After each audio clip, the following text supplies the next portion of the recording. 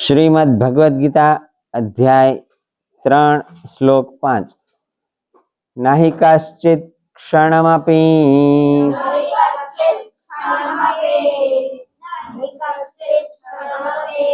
जातु तिष्ठत्य कर्म कृत्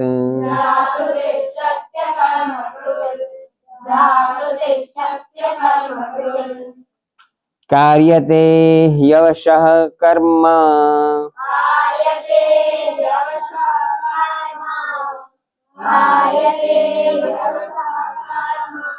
सर्वः प्रकृतिजैर्गुणैः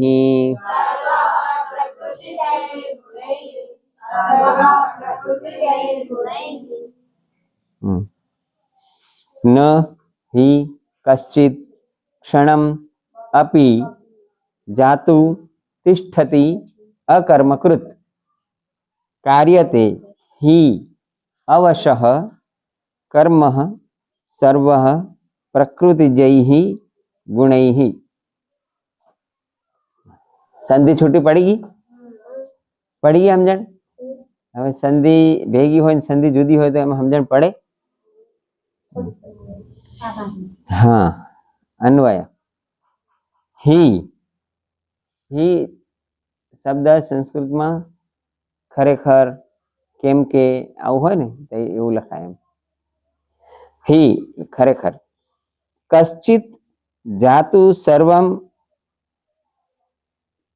ही कश्चित् जातु क्षणम् अपि अकर्मकृत् न तिष्ठति ही सर्वः प्रकृतिजैः गुणैः अवशः कर्म कार्यते। ही कश्चित् बोलो कश्चित् कोई पण जातु कदीए कोई पण माणस कदी पण क्षणम अपि क्षण माटे पण एक क्षण माटे पण अकर्मकृत न तिष्ठति अकर्मकृत काम न करतो होय एवी रीते न तिष्ठति रही सकतो नथी एवुं बने.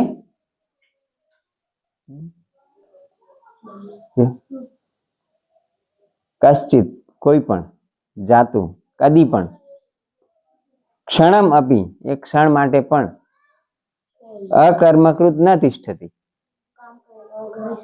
रही सकतो नथी एवुं बने खरुं बने तो कशुं काम ना करतो होय एवुं बने एमने बैठो होय तो कशुं ज काम ना करतो होय ने आमता ना एवुं ना होय. विचार तो होय कि नहीं. अकर्मकृत कोई पण माणस एक क्षण माटे पण रही सके नहीं एम गीता कहे छे.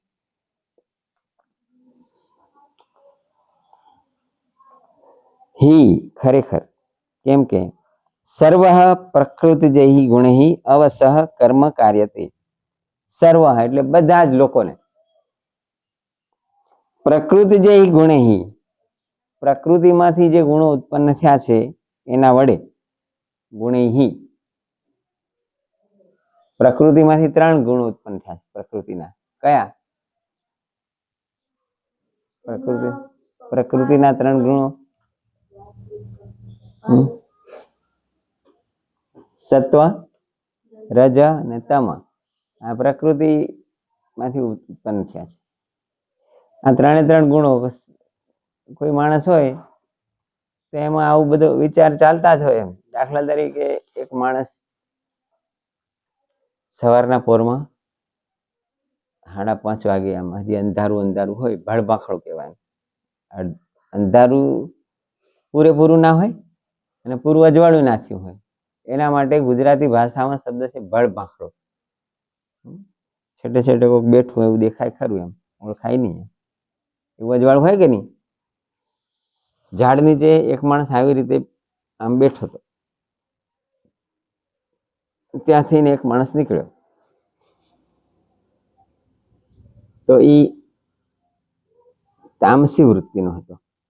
જે માણસ નીકળ્યો ને ત્યાંથી નજીકથી એને જોયું કે સારું કોઈક ઝાડ નીચે બેઠું હોય. એને વિચાર એવો આવ્યો, દારૂ પીને બેસી ગયો હશે, આખી એટલો બધો દારૂ પીધો હશે, આખી રાત ગીતો એ ઉતર્યો નહીં હજી, એટલે ઘરે ગયો નથી. એવો વિચાર એને આવ્યો. કેમ? એ પોતે કેવો હતો? પોતે તામસી હતો. પછી બીજો એક માણસ ત્યાંથી નીકળ્યો. એને ઓલા બેઠેલા માણસને એને પણ જોયો, પણ એને એવો વિચાર આવ્યો, આવડો વહેલો માણસ બોલો અહીંયા આવીને બેઠો હોય, શેની રાહ જોતો હશે? કોકને કીધું હશે કે વહેલું આવજે, કાંક માણસને લેવા આવ્યો હશે. વહેલા ઉઠીને અહીંયાથી જાય ને બધા માણસ લેવા નહીં જતા ગાડી લઈને, શું કામ આવ્યો હશે? એવડું વહેલું ઉઠીને કેમ બેઠો હોય ત્યાં? થોડી વાર રહીને એક સાત્વિક માણસ ત્યાંથી નીકળ્યો. એને એવો વિચાર આવ્યો કે કેટલો મસ્ત માણસ, સવાર ઉઠીને ગામમાં અવાજ થાય ને, બધો ડખો થાય, એટલે અહીંયા ગામની બારે ઝાડ નીચે આવીને ધ્યાન કરવા બેઠો. 3 જણા નીકળ્યા. 3 જણા એક જ માણસને જોયો. 3 વિચાર જુદા જુદા આવ્યા. કેમ? 3ની પ્રકૃતિ જુદી જુદી હતી. એટલા માટે પ્રકૃતિના 3 ગુણો દરેકમાં હોય.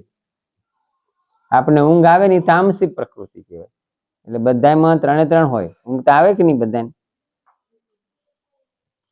એટલે પ્રકૃતિની અંદર 3 ગુણો છે. અવસહ કર્મ કાર્યતે. એને પ્રકૃતિના 3 ગુણોને વશ થઈ જાય માણસ, અને પોતે અવશ થઈ જાય, અને કાંક ને કાંક કામ કાર્ય કર્મ કાર્યતે, કંઈક ને કાંક કર્મ કર્યા જ કરે. વિચારવું એ પણ કર્મ જ કહેવાય. એ કર્મ તો ચાલુ હોય ને બધાનું. એમને બેઠો હોય તો કોઈ પણ જાતનો વિચાર ના આવ્યો હોય એવી ક્ષણ હોય?